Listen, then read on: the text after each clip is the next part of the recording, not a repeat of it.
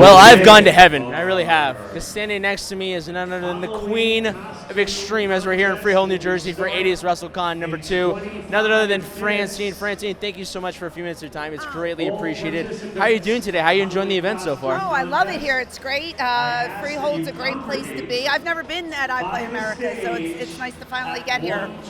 I always ask fans this question because fans around are always showing their excitement, their enthusiasm for conventions like this. What's it like from the town standpoint when you have individuals come up to you and showcase their appreciation, their respect and admiration for what you've done and all the work you put out there? What's it like from a town standpoint? What's the feeling like inside? I love doing conventions. I mean, I loved performing, but at this stage in the game, it's so nice to just come here and listen to fans tell us their stories and to see what they liked about ECW, and I can sit here all day and listen to them. What's been the most common memory you've heard all the time about ECW and your time there? Just how people, still watch it to this day.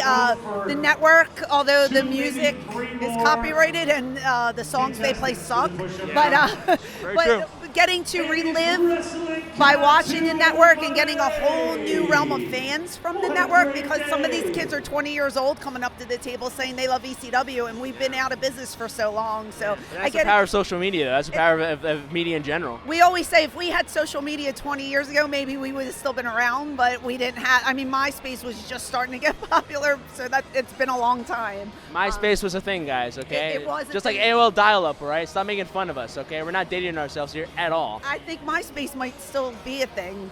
Although I don't. People still say they use MySpace. I don't know. I don't have it. No, you're right. I've heard that thing too. Yeah, but anyway.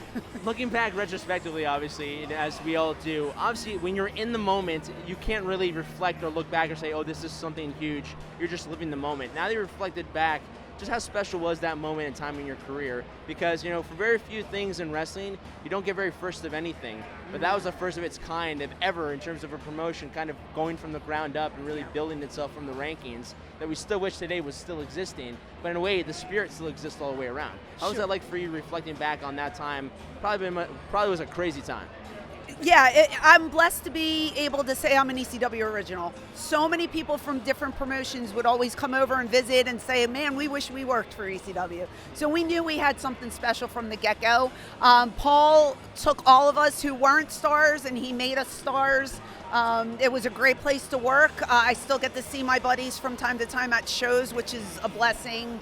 We all keep in touch. I mean, we were a family then, we're still a family now, so.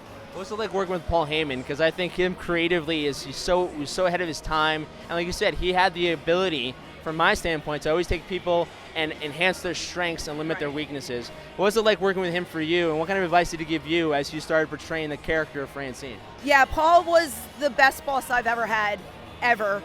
Very approachable. He would listen to us.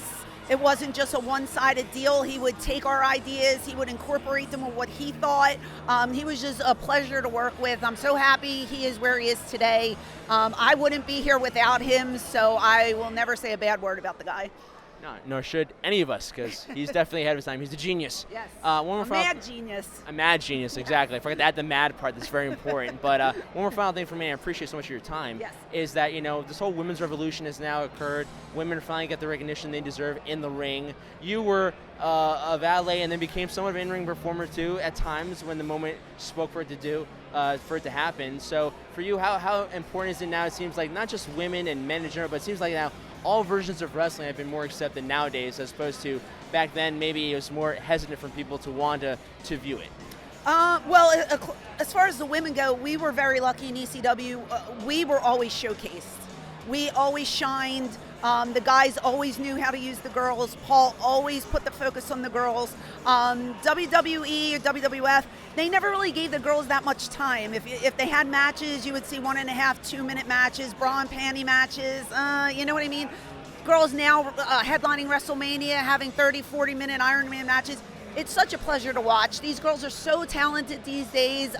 Makes me want to be a fan again, because I tend to not watch wrestling that much. But if I walk by the TV and I see a Becky Lynch or a Charlotte Flair, I'm going to stop and I'm going to watch and see what they're doing. So I'm so proud of them. I hope it continues.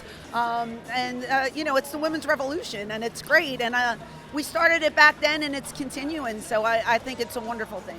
Well, most people won't say this, but I'll say you were definitely a pioneer of that. You started a lot of that, although she's very humble. She won't accept it. But I'll say it anyway I'll say because thank you. Thank you. she'll say thank you. She'll accept the compliment regardless because you know what? I am in heaven right now talking to the Queen of Extreme, Francine, here in Freehold, New Jersey. My night's made. I'm walking out of here right now. No need to do this any further, guys. Enjoy the rest of 80s WrestleCon 2. I'm going to bid you all now adieu.